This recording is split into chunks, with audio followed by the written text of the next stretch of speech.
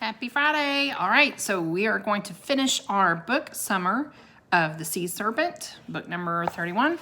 We are on chapter 10, and we're going to read all the way to the end of chapter 12.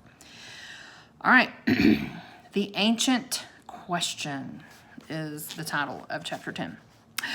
Ah! Screamed Jack and Annie. The giant sea serpent arched its long neck into the sky. Its scaly green skin glistened in the late sunlight. Staring at Jack and Annie, its eyes burned like bright yellow lamps. Jack and Annie were frozen with terror. The monster opened its mouth. Inside were hideous fangs and a purple forked tongue. The serpent made a terrible hissing sound. Remember, this is what it looked like.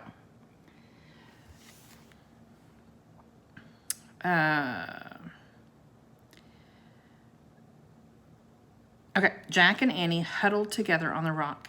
Frantic seal barks came from far away. "Teddy!" yelled Jack. "Kathleen!" "Their magic can't help us now," cried Annie. "They're stuck in their seal."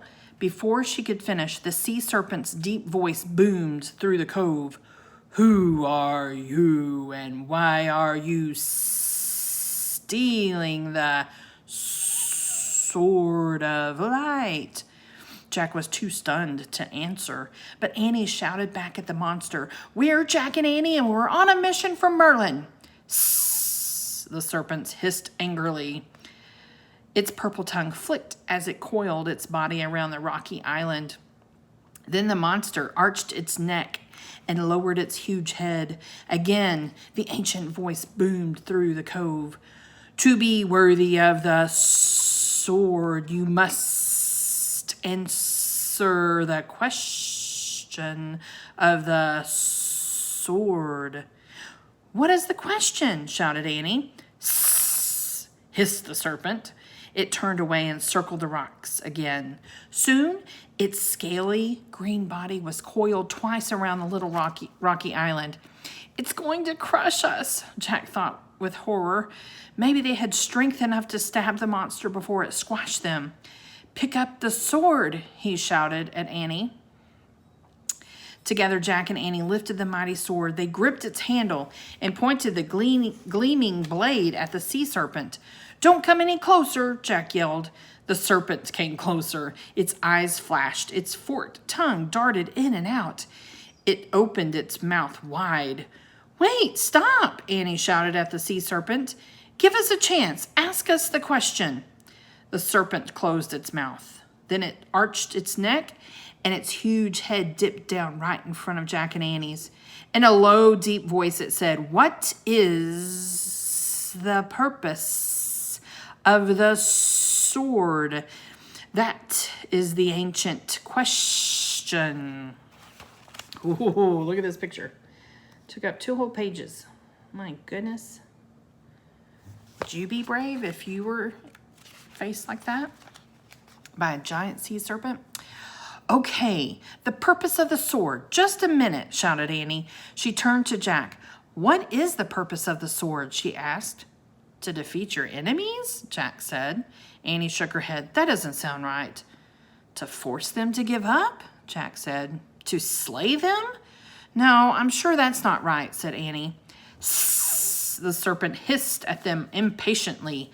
"Then what?" said Jack. "I don't know," said Annie, "but maybe it's not about fighting at all. Look at it." Jack stared at the gleaming sword. Its silver blade glowed against the red sunset sky. Staring at the wondrous sword, Jack felt calmer. A strange sense of joy and relief came over him. "Answer that question," the serpent boomed. Jack's mind became clear. "I think I've got it," he said. "Remember the line from Merlin's rhyme? Answer a question with love, not fear." "Yes," said Annie, "that's it. It's not about fighting. It's not about being afraid." "Answer that question," the serpent boomed.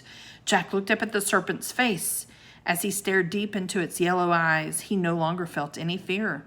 It was the serpent who seemed afraid now. "The sword should not be used to harm anyone or anything," Jack shouted.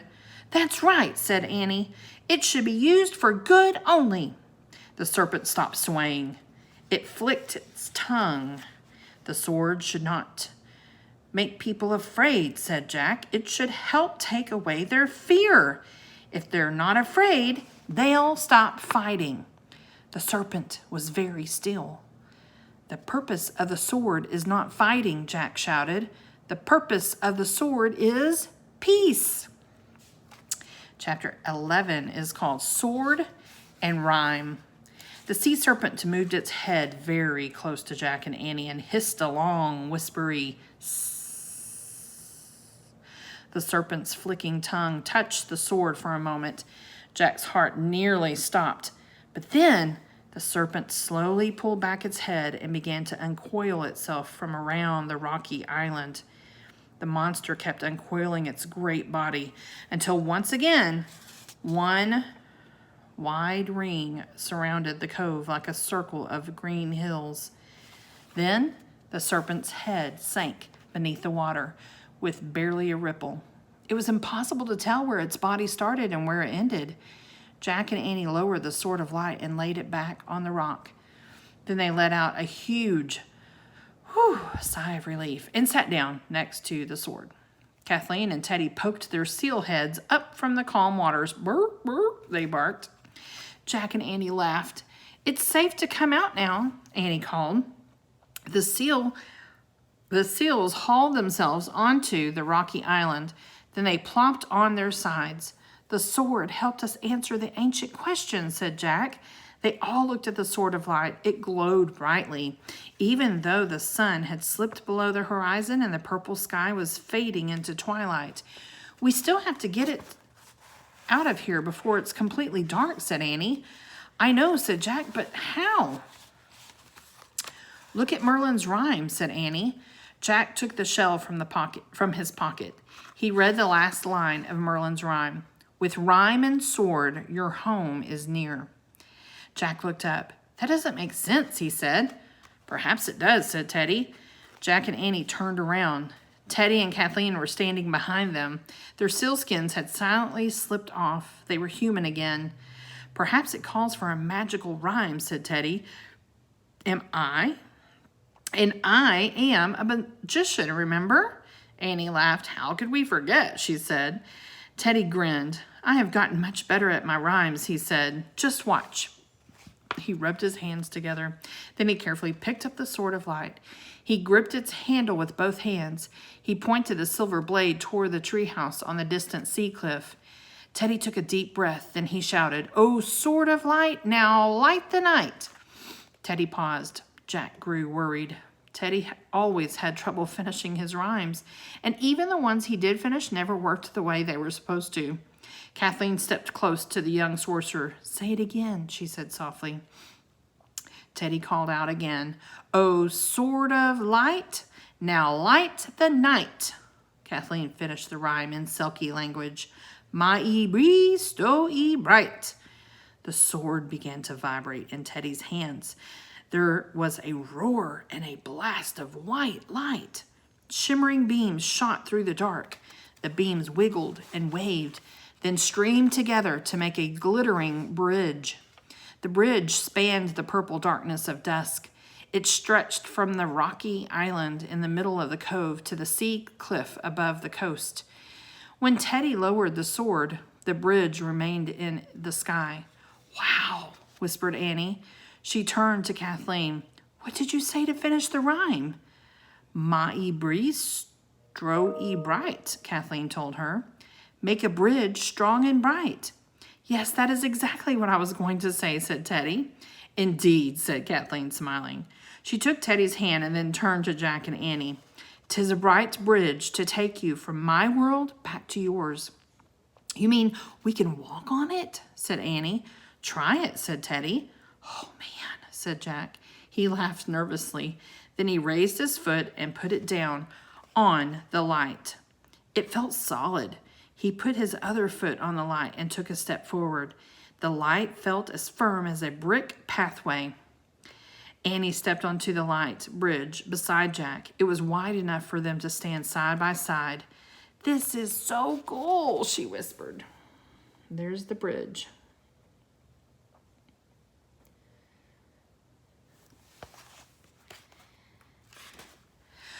Wait, do not forget this, said Teddy. He carefully handed Jack and Annie the sword of light. Together, they gripped the handle of the sword. What about you guys? Asked Jack. I must return to my cave now, said Kathleen, or my sisters will begin to worry. And I will see Kathleen back home, said Teddy. Then return to the future in Camelot. After you stay for supper with me and my sisters, Kathleen reminded Teddy. Oh, said Jack. He wanted to have supper with the Selkies too. He wanted to spend more time with Kathleen and Teddy, whatever they were doing. We'd better get going, said Jack, said Annie. It's almost dark. Goodbye for now, Kathleen said to them, and thank you. 'Tis amazing how you defeated the enemy. The sea serpent wasn't really our enemy, said Jack. He was like the Spider Queen, said Annie. They both seemed really scary until we got to know them. Yeah, said Jack. Will we see you again? Annie asked Teddy and Kathleen. Yes, I have a feeling you will see both of us again soon, said the Selkie. We will find you when you least expect it, said Teddy with a grin. Now, my friends, you must go. Night comes quickly upon you. Farewell. Farewell, said Jack and Annie. They turned and started walking up the bright bridge.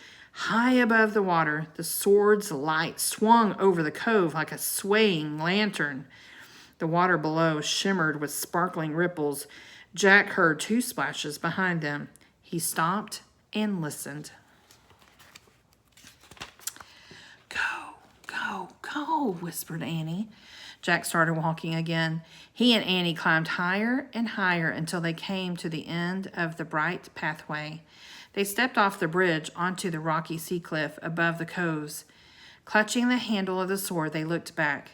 The shining bridge shattered into a million pieces of golden light, like the sparks of a firecracker.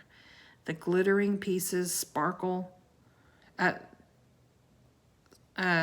glittering pieces rained down through the sky. Then they quickly burned out. The cove below was dark and silent, except for the distant barking of seals. All right, chapter 12. This is the last chapter. It's called The Isle of Avalon. Now what? Jack asked. Now I thank you, said a deep voice. Merlin! Cried Annie. Merlin stepped out of the shadows. He wore his red magician's cloak. His long white beard shined in the radiant glow of the sword. You brought the sword of light out of the gloom just in time, he said, before nightfall on the summer solstice. Well, why do we have to get it on the summer solstice, said Jack. That is the day when the powers of the ice wizard of winter are weakest, said Merlin.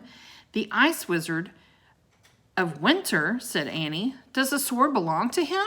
Did we just steal it from him? No, said Merlin. Long ago, the ice wizard stole the sword from the Lady of the Lake and brought it to his kingdom high above the North Sea. Merlin pointed to the snow-capped mountains beyond the rocky coast. The wizard soon discovered that the sword of light was useful to him, for the Lady of the Lake had placed a spell upon it that made it powerful only in the hands of worthy mortals. Still, the wizard refused to part with it. He buried it at the bottom of the cove. The cove of the stormy coast, said Jack. Yes, said Merlin. Only recently did the seabirds tell me of the sword's whereabouts.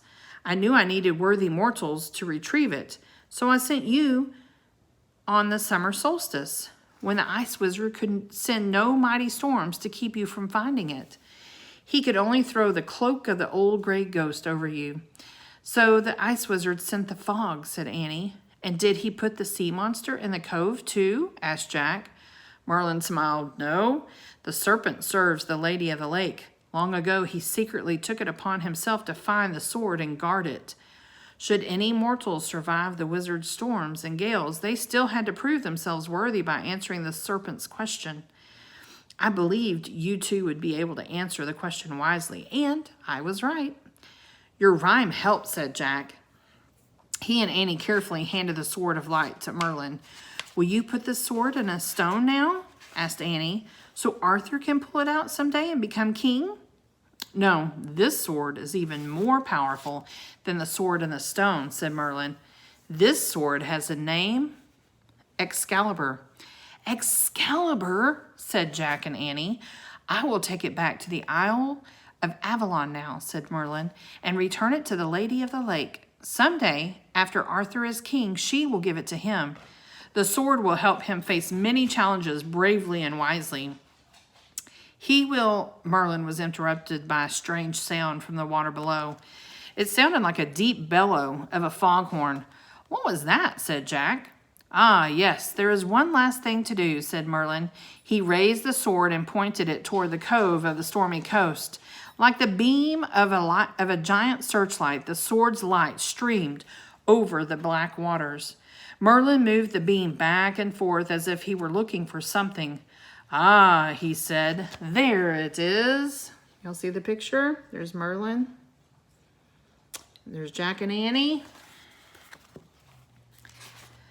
The light revealed the gigantic head of the sea serpent. Its yellow lamp-like eyes shined back at them. He mourns now, said Merlin, for he has lost his purpose for being here. 'Tis time we help him home to the waters of Avalon. The magician lifted the sword slightly. The beam made a path to show the monster the passage out of the cove. The giant serpent slid through the water and soon disappeared beneath the waves of the dark summer sea. His mission is done now, said Annie.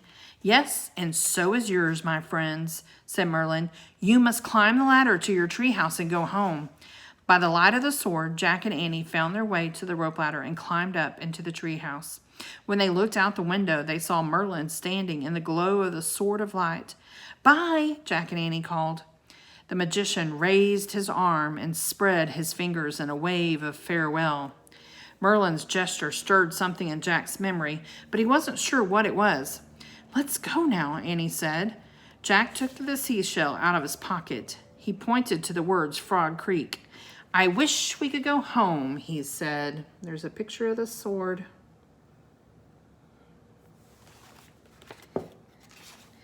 Wait, said Annie, our shoes. We left them on the beach. Too late. The wind started to blow. The treehouse started to spin. It spun faster and faster. Then everything was still, absolutely still. Jack opened his eyes. A warm summer breeze wafted into the treehouse. The noon sun shined between the tree leaves. No time at all had passed in Frog Creek. Merlin was the water knight, Jack said. What? Said Annie. When he said goodbye, Merlin gave us the same wave the Water King gave us, said Jack. Remember? Jack raised his hand and imitated Merlin's gesture. You're right, Annie laughed. Why didn't I think of that? He always helps us to get started on our missions. And now we have 3 things from him, said Jack. He put the pale blue shell on the floor next to the royal invitation and the yellow autumn leaf. Then he looked at Annie. Home? He said. She nodded. They climbed down the rope ladder and started walking barefoot through the damp, leafy woods.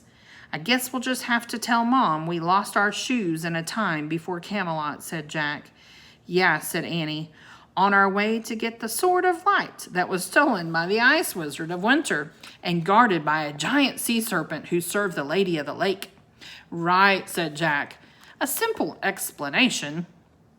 You ready to go swimming at the lake now? Asked Annie. Jack remembered the thrill of being a seal and zooming through the deep waters.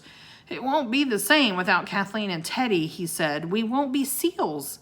We can pretend, said Annie. Let's hurry before Mom decides it's too late to go. They took off running. They ran barefoot through the woods, over sticks and leaves, through the dappled noonlight. Then they ran down their street. They were out of breath by the time they reached their yard. Oh, wow, said Annie. Look. She pointed at their porch. Sitting in front of the door were their sneakers. Jack and Annie climbed the porch and picked up their shoes.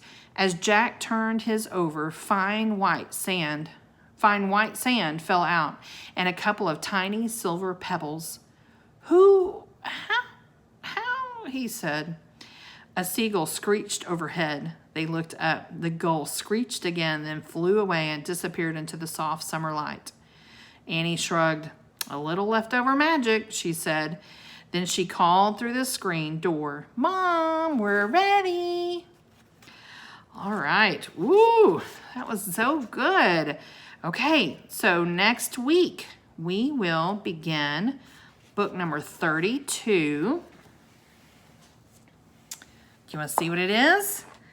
Book number 32, drum roll please. It is, boom, Winter of the Ice Wizard, book number 32. That's the one we'll read next week.